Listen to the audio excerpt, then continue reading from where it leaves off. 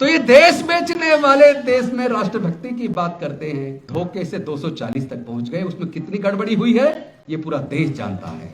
EVM के साथ क्या खिलवाड़ हो रहा है, इस तरीके से चुनाव जीते जा रहे हैं। कई बार लगता है election commission Bharatiya Janata party का प्रवक्ता बन रहा है। जय भीम बोलने पर भी पिटाई कर देते हैं, किसी की टोपी उतारकर दाढ़ी नोचकर जय श्री राम का नारा लगाते हैं।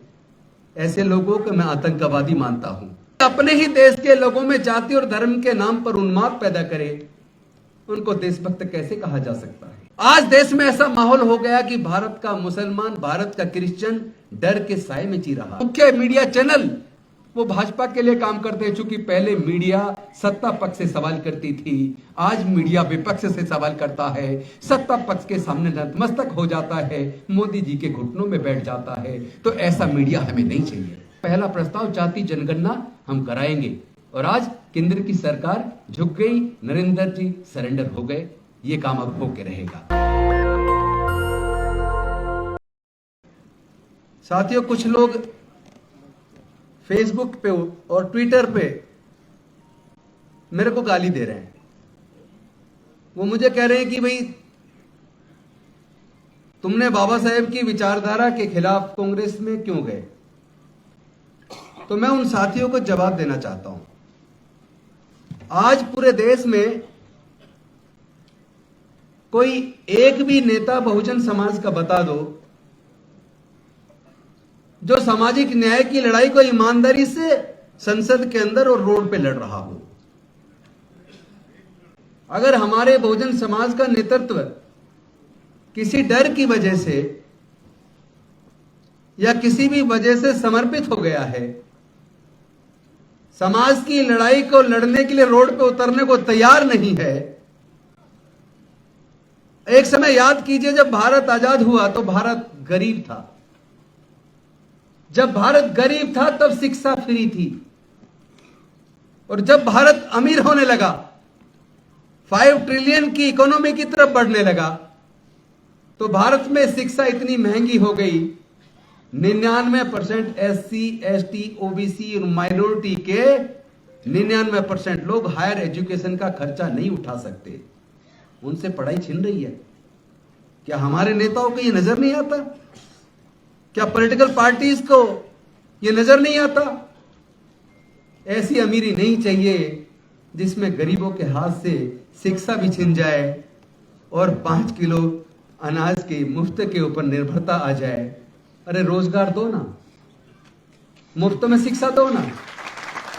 हमें ऐसी सरकारों की भी जरूरत नहीं है जो भारत के गरीबों का, दलितों, पिछड़ों, मजदूरों, आदिवासियों, माइनॉरिटीज के गरीब बच्चों की पढ़ाई का खर्च ना उठा सके। ऐसी सरकार का क्या अचार डालना है जो हमारे बच्चों को पढ़ाई भी ना दे सके, रोजगार ना दे सके। और ऐसे हालात में ऐसे नेताओं का हम क्या करें जब आए दिन मूंछ रखने पर हत्या हो जाती है, घड़ा छू लेने पर हत्या हो जाती है, मंदिर प्रवेश करने पर, मूर्ति छू लेने पर हत्या हो जाती है, घोड़ा खरीदने पर हत्या हो जाती है, अच्छा चश्मा लगाने पर हत्या हो जाती है, घोड़ी पर बारात निकालने पर हमला हो जाता है।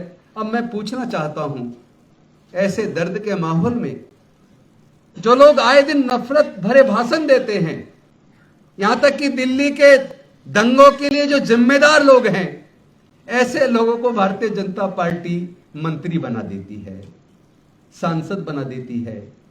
और ऐसी पार्टी जो खुलेआम पूरे देश में हिंदू मुसलमान कर रही है, दलितों का उत्पीड़न करने वालों को उनकी सरकारें संरक्षण दे रही हैं, जय भीम बोलने पर भी पिटाई कर देते हैं। ग्वालियर के अंदर डॉक्टर बाबा साहेब अंबेडकर की मूर्ति लगनी है, और मूर्ति भी कानूनी तरीके से मुख्य न्यायाधीश मध्य प्रदेश हाईकोर्ट की अनुमति देते हैं, राज्यपाल देते हैं, बिल्डिंग की कमेटी देती है, और उस मूर्ति का विरोध करने वाले जय श्री राम का नारा लगाते हैं। किसी की टोपी उतारकर दाढ़ी नोचकर जय श्री राम का नारा लगाते हैं। ऐसे लोगों को मैं आतंकवादी मानता हूं।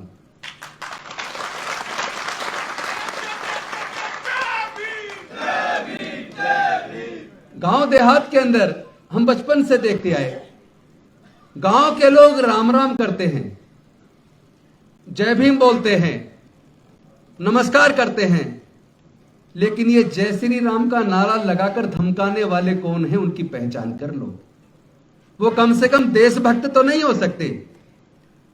जो देश के, अपने ही देश के लोगों में जाति और धर्म के नाम पर उन्माद पैदा करे, उनको देशभक्त कैसे कहा जा सकता है? ऐसे लोगों के साथ, चूंकि वो लोग संविधान के दुश्मन हैं, वो लोग मानवता के दुश्मन हैं, उन्हीं लोगों की वजह से आए दिन आज देश में ऐसा माहौल हो गया कि भारत का मुसलमान, भारत का क्रिश्चियन डर के साए में जी रहा है। आदरणीय प्रधानमंत्री जी, आप जब विदेश में जाते हैं तो कहते हैं कि मैं बुद्ध के देश से आया हूं, हमने दुनिया को युद्ध नहीं बुद्ध दिए। लेकिन भारत में बौद्धों की आस्था का केंद्र महाबोधि महाविहार, उसको तो मुक्त कर दीजिए। भारत में कम से कम जो जाति और धर्म के नाम पे उन्माद करने वाले लोग हैं, कम से कम अपनी पार्टी में ऐसे लोगों को बढ़ावा तो मत दीजिए, ऐसे लोगों को सांसद, विधायक, मंत्री तो मत बनाइए। अरे मैं याद करता हूं, मिशन जय भीम के राष्ट्रीय अध्यक्ष बीपी निगम मौजूद हैं। जब उन्होंने 1981 में दिल्ली के इंजीनियरिंग कॉलेज में एडमिशन लिया तो फीस 180 रुपए लगी, उनके पास था नहीं। उनकी माताजी कहीं से उधार लेकर आई, लेकिन उनको एक साल का वजीफा 1580 रुपए मिला, जिसमें उन्होंने वो कर्ज भी चुकाया, 2 जोड़ी कपड़े भी सिलाए और पूरे साल का कोर्स करने का खर्चा भी उसी स्कॉलरशिप से दिया। तो एक समय था जब कांग्रेस का राज था, और कांग्रेस के राज में स्कॉलरशिप से पढ़कर लोग जज, engineer, doctor, collector, scientist, professor बने। इतिहास है ये इतिहास का हिस्सा, इसको नकारा नहीं जा सकता। एक समय भारत में बैंक प्राइवेटाइज होते थे, इंश्योरेंस कंपनियां प्राइवेट होती थी, लेकिन इंदिरा गांधी जी के टाइम पर बैंकों का और इंश्योरेंस कंपनियों का राष्ट्रीयकरण हुआ, देश के करोड़ों दलितों, पिछड़ों को रोजगार मिला। कांग्रेस के टाइम पर 100 से ज्यादा पब्लिक सेक्टर अंडरटेकिंग्स कंपनियां बनी, जिनमें करोड़ों लोगों को रोजगार मिला। लेकिन याद कीजिए, जब इन मनुवादियों की सरकार बनी तो पहली बार भारत सरकार में डिसइन्वेस्टमेंट मिनिस्ट्री बनाई गई, भारत सरकार के सार्वजनिक उपक्रमों को बेचने के लिए। तो ये देश बेचने वाले देश में राष्ट्रभक्ति की बात करते हैं तो मुझे दुख होता है। ये लड़ाई विचारधारा की लड़ाई है। मैं हमेशा कहता हूं, ये लड़ाई विचारधारा की है। जो लोग संविधान बदलने की बात करते थे वो वैसे ही नहीं कहते, जैसे इमरान भाई बोल रहे थे, जहां वो माथा टेकते हैं उसी को बदल देते हैं। पहले पुरानी संसद पे माथा टेका, उसको बदल के नया बना दिया, फिर संविधान, बाबा साहेब के बनाए संविधान, जिसने तमाम देश के दलितों, पिछड़ों, आदिवासियों और सब लोगों को, स्त्री को, पुरुष को, सबको समान कर दिया, सबको बराबर की चीज दी। उसी संविधान को माथा पे लगाकर उन्हीं के नेतागण भाषण में कह रहे हैं कि 400 पार दो, संविधान बदलना है। लोगों ने रोक दिया था 170-71 पर, धोखे से 240 तक पहुंच गए। उसमें कितनी गड़बड़ी हुई है ये पूरा देश जानता है। ईवीएम के साथ क्या खिलवाड़ हो रहा है, और शाम को जो डाटा जारी होता है चुनाव वाले दिन, और शाम को अचानक से 6-7% वोट कहां से बढ़ जाता है। इस तरीके से चुनाव जीते जा रहे हैं। तो हमारी लड़ाई कई मोर्चे पर है। देश की संवैधानिक संस्थाओं पे कब्जा हो चुका है। कई बार लगता है election commission Bharatiya Janata party का प्रवक्ता बन रहा है। कई बार लगता है देश के तमाम मुख्य मीडिया चैनल वो भाजपा के लिए काम करते हैं। चूंकि पहले मीडिया सत्ता पक्ष से सवाल करती थी, आज मीडिया विपक्ष से सवाल करता है। सत्ता पक्ष के सामने नतमस्तक हो जाता है, मोदी जी के घुटनों में बैठ जाता है। तो ऐसा मीडिया हमें नहीं चाहिए। मैं तो पूरे देश के लोगों को कहता हूं कि इस मुख्य मीडिया को देखना बंद करिए, क्योंकि ये मुख्य मीडिया बीजेपी का प्रवक्ता बन गया है। आज मैं धन्यवाद करूंगा सोशल मीडिया के लोगों से, विशेष रूप से बहुजन मीडिया से, जिनके माध्यम से ये सामाजिक न्याय की लड़ाई एक एक गांव, घर, गली तक पहुंची है। एक वाकया मैं आपको बताना चाहता हूं साथियों। अप्रैल के पहले महीने में 2024 में आम आदमी पार्टी का विधायक रहते हुए मुझे राहुल गांधी जी से उनके घर पे मिलने का मौका मिला। मेरी उनसे 40 मिनट तक बातचीत हुई। मैंने उनसे एक सवाल किया कि आदरणीय राहुल जी, आप जो सामाजिक न्याय की बात कर रहे हैं, आप जाति जनगणना की बात कर रहे हैं, जिसका जितना संख्या उसका उतना की बात कर रहे हैं, ये तो बहुजन समाज के महापुरुष किया करते थे। इस लड़ाई को तो डॉक्टर बाबा साहेब अंबेडकर जी ने लड़ा था, इस लड़ाई को तो मान्यवर कांशीराम साहब ने लड़ा था। आपके अंदर ये परिवर्तन कैसे? मैंने उनसे सवाल किया कि क्या आप सत्ता के लिए, राजनीति के लिए, वोट पाने के लिए कर रहे हैं? सच में आपका हृदय परिवर्तन हुआ है? तो मैं उस गौरवशाली क्षण को कभी जीवन में भूल नहीं सकता। उन्होंने कहा कि गौतम जी, मुझे जिंदगी में जितना मर्जी नुकसान हो जाए, मेरी चाहे राजनीतिक नुकसान या किसी भी प्रकार का नुकसान जितना मर्जी हो जाए, लेकिन ये सामाजिक न्याय, ये मैंने अपने जीवन का उद्देश्य बना लिया है, मिशन बना लिया है। उसी दिन मैंने राहुल जी को कहा कि राहुल जी, अगर आपने इसे सामाजिक न्याय का मिशन बना लिया है तो फिर मैं अपनी विधायकी से रिजाइन करके आपके साथ कंधे से कंधा मिलाकर सामाजिक न्याय की लड़ाई को लड़ूंगा। और जो लोग कहते हैं कि बाबा साहेब ने कहा था कि कांग्रेस का चवन्नी का भी आप मेंबर मत बनना, मैं उनको कहना चाहता हूं, पहले इतिहास को पढ़ लो, ये भी देख लो कौन से सन में किन परिस्थितियों में कहा था। लेकिन उसके बाद परिस्थितियां बदली, कांग्रेस ने भी अपने अंदर बदलाव किया और उसी कांग्रेस के साथ मिलकर डॉक्टर बाबा साहेब अंबेडकर जी ने भारत के संविधान का निर्माण भी किया और एक प्रथम कानून मंत्री के तौर पर उसी कांग्रेस के साथ मिलकर कानून मंत्री का पद स्वीकार करके भारत के लोगों की तकदीर बदलने का काम भी किया। उन्होंने हिंदू कोड बिल लेकर आए। आप सब जानते हैं भारत में हिंदू महिलाओं की क्या स्थिति थी। हिंदू महिलाओं को जवानी में पति मर जाए तो दूसरी शादी करने का हक नहीं था। पति अगर उसको छोड़ दे, बच्चों को छोड़ दे, तो गुजारा भत्ता लेने का हक नहीं था। पत्नी को बच्चा पैदा नहीं होता तो बच्चे गोद लेने का हक नहीं था। और अगर कितने जालिम और क्रूर हो पति, तब भी वो तलाक लेने का हक नहीं था। लेकिन doctor Baba Saheb Ambedkar Hindu code bill लेकर आए और उसी जनसंघ जो आज की बीजेपी है, उसी जनसंघ का एक धार्मिक संगठन हिंदू महासभा, उन्होंने कृपात्री महाराज को आगे करके डॉक्टर बाबा साहेब अंबेडकर के इस महिलाओं के हक अधिकार का विरोध किया। 1952 के चुनाव की वजह से पूरी संसद खिलाफ हो गई। नेहरू जी ने भी देखा कि कहीं पूरा वोट इसी वजह से ना चला जाए। कुछ समय के लिए नेहरू जी रुक गए और मजबूरी में जब लगा बाबा साहेब को कि हमें महिलाओं को अगर मैं हक नहीं दिला सकता तो फिर मैं कानून मंत्री बन के क्या करूं, उन्होंने कानून मंत्री के पद से त्यागपत्र दे दिया। उसके बाद 52 का चुनाव हुआ, फिर से कांग्रेस जीत कर आई, नेहरू जी प्रधानमंत्री बने।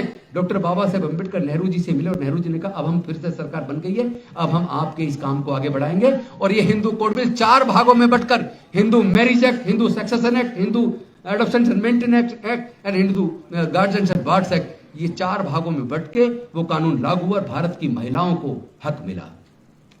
तो ये कांग्रेस ने किया, तो वो कांग्रेस बदल गई। और ये भी कभी कभी होता है, पूरी भारतीय जनता पार्टी कितना लगातार उनके मंत्री अपमान कर रहे हैं, कई मुस्लिम का अपमान कर रहे हैं, कई महिला का अपमान कर रहे हैं, कई दलितों का अपमान कर रहे हैं, कई आदिवासियों का अपमान कर रहे हैं। उसके बाद भी देखो उनका नेता कभी माफी नहीं मांगता। मणिपुर में क्या स्थिति है, माफी भी नहीं मांगी, आज तक गई भी नहीं है। लेकिन महान वो होता है जो अगर गलती हो जाए तो गलती को स्वीकार करे। आपको याद होगा 30 जनवरी 2025 को गालिब ऑडिटोरियम के अंदर हमने संविधान सम्मान सम्मेलन किया, तो आदरणीय राहुल गांधी जी आए, पूरे समाज के शुभचिंतक लोग, बुद्धिजीवी लोग, विभिन्न संगठन थे, जैसे आज भी आए हुए हैं। भारतीय बौद्ध महासभा के लोग आए हैं, डॉक्टर अंबेडकर जागृति संघ के लोग आए, समता सैनिक दल के लोग आए, भीम आर्मी तक के लोग आए, भीम सेना के लोग आए, मिशन जय भीम की पूरी टीम आई है, गुरु रविदास जन्मोत्सव कमेटी, डॉक्टर अंबेडकर जन्मोत्सव कमेटी, यानी पूरे हमारे जो मुख्य सामाजिक संगठन है वो सारे के सारे यहां मौजूद क्यों हैं? क्योंकि उनको एक उम्मीद जगी है। उस दिन 30 जनवरी 2025 के प्रोग्राम में आदरणीय राहुल गांधी जी ने, जो विपक्ष के नेता हैं, सबके सामने स्वीकार किया कि कांग्रेस से कुछ गलतियां हुई हैं, हम स्वीकार करते हैं। ये बड़प्पन है, वरना नेता हम देख रहे हैं आजकल गलती को स्वीकार नहीं करते। लेकिन राहुल जी ने न केवल गलती स्वीकार की, बल्कि 8 और 9 तारीख को अप्रैल के महीने में जो अधिवेशन, कांग्रेस का अधिवेशन हुआ अहमदाबाद के अंदर, उन्होंने जो 3 प्रस्ताव मुख्य रूप से पारित किए, उस प्रस्ताव के अंदर पहला प्रस्ताव जाति जनगणना हम कराएंगे। और आज केंद्र की सरकार झुक गई, नरेंद्र जी सरेंडर हो गए, ये काम अब होके रहेगा। दूसरा प्रस्ताव उन्होंने कहा कि हम संगठन के अंदर हम लीडरशिप दलित, पिछड़े, आदिवासी, वंचित वर्गों को उनकी जनसंख्या के हिसाब से हिस्सेदारी, भागीदारी देंगे। और वो पहले ही राजू जी ने बताया कि पहले ही कॉन्स्टिट्यूशन में कांग्रेस के पास किया जा चुका है कि 50% संगठन की सीटों पर SC, ST, OBC और माइनॉरिटी को हिस्सेदारी देंगे। हालांकि मैं एक बात सबके सामने क्लियर कर दूं, SC, ST, OBC और माइनॉरिटी की जो जनसंख्या है, जो जाति के आंकड़े जिस राज्य से निकल कर आए हैं, उससे ये तो बात स्पष्ट हो गई। SC, ST, OBC और माइनॉरिटी की जनसंख्या भारत के अंदर लगभग 88% है। अभी आप 50% हम कांग्रेस से लेके संतुष्ट हैं, लेकिन कुछ दिन में 88% पूरा लेंगे, समझौता नहीं। जब कोई कंपनी बनती है, कंपनी में लोग पैसा लगाते हैं, इन्वेस्टमेंट करते हैं, शेयर होल्डर बनते हैं। कंपनी को जब मुनाफा होता है, उसके इन्वेस्टमेंट के हिसाब से शेयर मिलता है। तो कांग्रेस को हम हर राज्य में, अभी तो यूपी और बिहार को जिता के लाएंगे। हम सरकार बनाएंगे यूपी के अंदर, बिहार के अंदर, पूरे देश के अंदर कांग्रेस को उसी गौरव को वापस लाएंगे। क्योंकि केवल कांग्रेस पार्टी है, जब तक कांग्रेस मजबूत थी तब तक दलितों, पिछड़ों, आदिवासियों, माइनॉरिटीज को उतना डर नहीं था। तब तक उनका शिक्षा की सारी व्यवस्था ठीक थी। तब तक उन्होंने जो ट्राइबल सब प्लान, शेड्यूल कास्ट सब प्लान, उसको भी प्रस्ताव पास किया कि उस पर कानून बनाएंगे। वो सब प्लान पूरी तरीके से केंद्र की सरकार ने ध्वस्त कर दिया, क्योंकि उसमें किया गया था प्लान हेड फंड का, टोटल बजट का उनकी जनसंख्या के हिसाब से फंड दिया जाएगा। लेकिन बीजेपी की जब से सरकार आई है, पूरी उसकी कटौती कर दी। शिक्षा का बजट घटाते घटाते लगभग 2.5% पे आ गया, और हेल्थ का बजट घटाते घटाते 2% से नीचे आ गया। ये कैसी सरकार है जो शिक्षा और स्वास्थ्य को प्राथमिकता नहीं देती? क्या बिना शिक्षा के भारत विश्वगुरु बन सकता है? ये कैसा विश्वगुरु की बात करते हैं, बात विश्वगुरु की, और शिक्षा का बजट खत्म कर रहे हैं। ऐसे हालात में मैं बहुत ज्यादा लंबा भाषण ना करते हुए, जो जिम्मेदारी मुझे आदरणीय खड़गे जी ने, आदरणीय राहुल गांधी जी ने और कांग्रेस की टॉप लीडरशिप ने जो जिम्मेदारी मुझे दी है, मैं उनको इस बात के लिए अश्योर करता हूं। पहले तो धन्यवाद करता हूं उनका कि उन्होंने मुझे ये जिम्मेदारी दी, और साथ ही साथ उनको भरोसा दिलाता हूं, पूरी कांग्रेस की लीडरशिप को भरोसा दिलाता हूं, सामाजिक न्याय की इस लड़ाई में अगर जान की भी कुर्बानी देनी पड़ी तो राजेंद्र गौतम देंगे।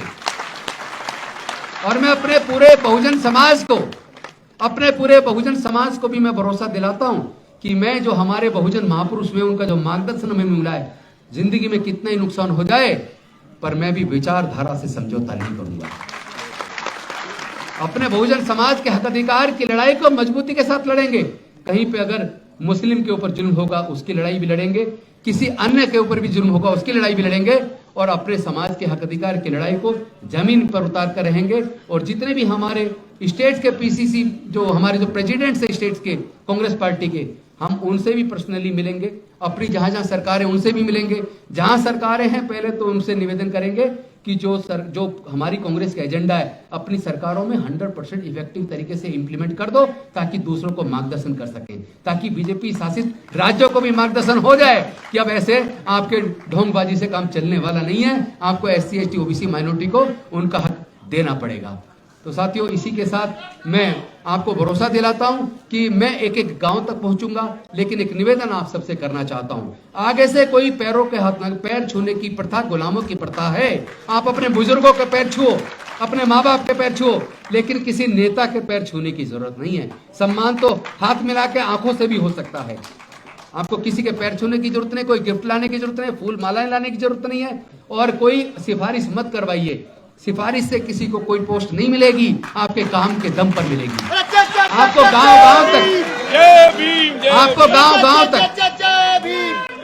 आपको गांव-गांव तक कांग्रेस को खड़ा करना और कांग्रेस के उसी गौरव को वापस लाना है। क्योंकि जब तक कांग्रेस मजबूत थी तब तक हमारे समाज के विकास के लिए योजना खूब बनी, और जब से कांग्रेस कमजोर हुई धीरे धीरे हमारे हाथ से शिक्षा भी गई और जो विकास की योजना है वो भी गई, और आज तो हमारा स्कॉलरशिप भी नहीं मिलता, वो भी कटते जा रहा है। गिरते गिरते गिरते गिरते जहां मतलब करोड़ों लोगों को मिलता था, 10-20 लाख रह गए, और जानबूझ के ऐसा पोर्टल बनाया जाता जो बंद हो जाता, काम नहीं करता। इन्हीं शब्दों के साथ, इस आशा और उम्मीद के साथ कि हम लोग मिलके कांग्रेस पार्टी को मजबूत करेंगे और पूरे देश में वापस उस गौरव को लेके आएंगे, अपनी बहुजन विरासत को भी बचाएंगे। बहुत बहुत धन्यवाद। जय भीम, जय भारत, नमो बुद्धाय। जय जय जय जय जय भीम, जय भीम, जय भीम, जय जय जय जय जय भीम।